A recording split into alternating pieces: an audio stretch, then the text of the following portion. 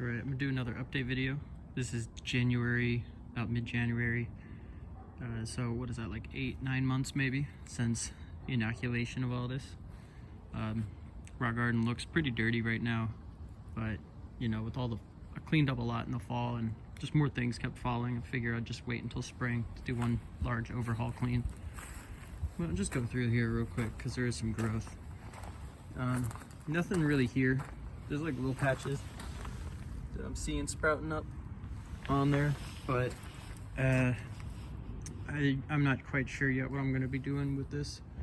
I still might move the roses probably over there where the herb spiral is. Over here, this was just like straight up sidewalk moss. It's doing pretty well, I think. It's kind of starting to flatten out a lot. You know, getting harder and harder to tell where one stops and one begins. In the spring, I think this will look really clean, really nice. I got to figure out how to get rid of those plants, and let it just, you know, slowly spread out to the outskirts of this island here. Over here, you see it's growing a lot stronger. That's one of the nice things about moss, is even when it's cold out, it'll still grow, because it, you know, really just needs, you know, just a little light, nothing much. It's a pretty easy growing plant. So that's really optimistic for me to see that. It's really nice. I'm hoping by spring it'll be even closer to looking how I want it, you know, and in maybe a year or by the end of the summer it'll look really cleaned up and beautiful. And over here we got, this was on the roof of my garage over there, and that's doing pretty solid as well. I think it's a bit browned, but you know, it's the middle of winter, so I'm not fussing over it right now. And I think it's growing, like expanding too. I'm not 100% just because it grows so slowly, but I figure next summer get another spot, put it there or in the middle, just slowly watch it cultivate itself into this gorgeous green carpet. Yeah, that's kind of how the rock garden's looking right now. If I get enough funds by summer, hoping to put some bamboo fencing along here just to give a little bit more of a enclosure to it all. Yeah, but short little update. An April update. So it's the 10th of April now. I believe last weekend, in my estimate, was the last frost, but I'm seeing next week it still might go down to 1 Celsius. So I'm a little, you know, wary about planting other stuff that's going on right now. But I figured I'd do a little sit rep and show how the garden is looking. One thing you might notice through this video is that it's still pretty dirty. I got rid of all the acorns and like most of the acorns, the big stuff that, you know, could cause a big problem, but there's a lot of like little crud, little junk around. And I have a technique to get rid of it, but I want to wait for the little leaflets on these trees to fully grow, because they always release a bunch more gunk, and I don't want to just keep cleaning over and over. I'd rather just have one big job. So let's go through here a little bit. Over here, it looks pretty damn arid. I don't know, it was looking a lot better a couple months ago. It's kind of sad. I'm gonna remove this rose and move it over later. So hopefully this will look a little nicer. I'm not sure, I'll probably transplant some of their moss. I'm trying to figure out what exactly I'll be doing, because it looks pretty lame right now. Over here as well, it's doing okay still. It survived pretty all right. I think once I clean up everything, it'll look pretty cool. I'm hoping this year that these edges will fill themselves in and kind of give this thing the volume that it needs. On yonder, I think there might just need to be a rinse down needed. You can see here there is a lot of moss. It's not very vibrant right now. I don't know, maybe it's just the spring weather doing it. As you can see, the moss on this rock is still doing okay, so it's my hope that this moss will keep surviving, because it, at least on the package, you know, it says it's more durable than normal moss, right? It can take more sunshine and trotting and stuff, so if this moss can beat it, it doesn't look very good for the product. And over here, My mom had a bunch of moss growing in her yard that she wanted to donate over when she heard about the project. So some of it has grass on it. I was not gonna deal with the shenanigans of trying to get all the grass roots out of there. I'm just hoping the moss will kind of take care of it itself and keep the grass from doing what it's, doing the deadly of contaminating our beautiful rock garden. And of course, little birds and squirrels and whatnot like to flip over as much moss as they can to see if there's any goodies under there. This was transplanted from the garage roof. It's looking pretty brown.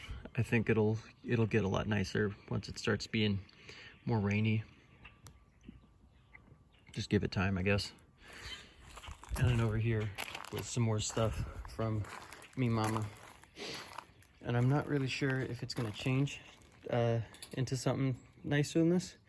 So, got it around. I might move it to there, but I think over there could use a lot more of a vibrant color of moss. So we'll see if this stays or if I'm gonna put the next batch of roof moss and transplant it over here. Haven't decided yet. But yeah, that's the update for April 10th, 2023. Quick update. This is May 14th, Mother's Day. As you can see, it was a smart idea for me to have not cleaned up, as this pretty much happened all over the weekend. And if I had cleaned up any earlier, I would have had to have re-cleaned up again. So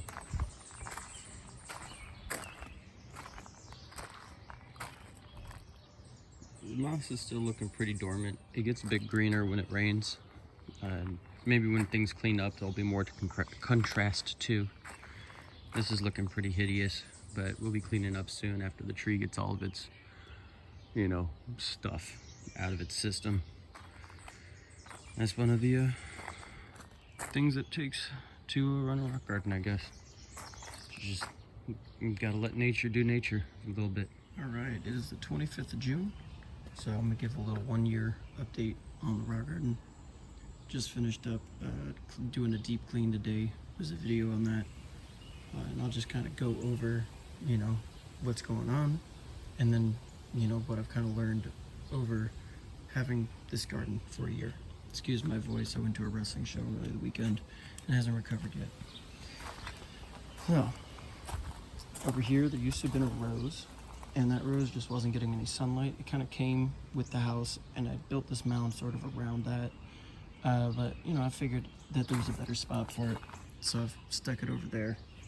And then here, I'm gonna get some more moss to put on there. I think I'll just take a walk in the park and, snag some. And I'm not sure if I want to put something on top there or not yet. I'm still figuring that out. Over here, you can see on the edges, there is some moss growing in, and the moss here is doing a pretty good job of just kind of flattening.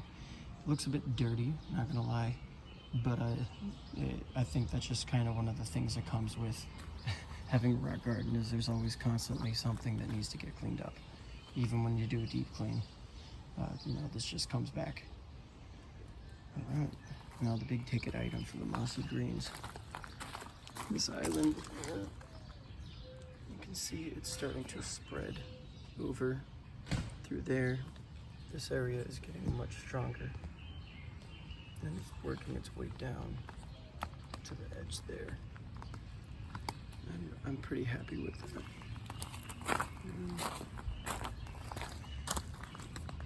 And you can see in the back it's also going in pretty nicely. So hopefully this year it continues to just keep expanding as it does, and I'll be a happy camper. And over here, cleaned up a lot of the brass and whatnot that was poking out. And it's looking pretty nice. I like this coat a lot here. I think I'll try and expand it just a little bit more. Have it meet there. And, just have this moss on the outside there. Wait for the rooftop moss to grow and put it on there. So that is what, garden looks like. wanted to give a little 2 cents on what I would do, maybe in hindsight, having been here for a year doing this. That way, you know, if anybody else is looking to start their garden, they can at least get my 2 cents.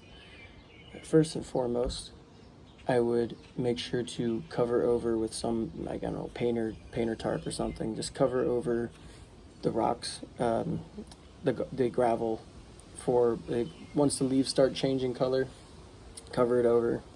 Don't let it go until at least Memorial Day. As it turns out, you know, these, especially around here, you never really know exactly when you know, trees are going to be finished with all their pollinating and cycle and all that. So that would have saved me a lot of work, and I maybe won't need to do a deep clean again, you know, to the same level if I do that.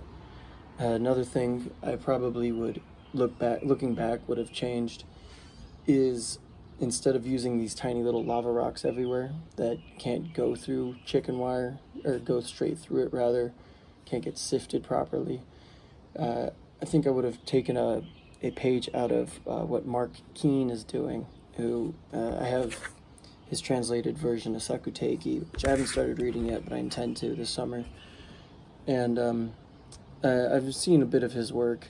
He's a rock garden designer, and I think he went to Yale or Harvard, one of those big schools, for like landscaping. You know, this guy knows his stuff, and he's doing a lot of recently, at least the projects that I've seen of his. He does a lot of like having stones that are like flat, you know, type stones, but having them vertical and stacking a bunch, and it gives this cool little gradient and waves, almost like, you know, scales on a serpent or a dragon or something.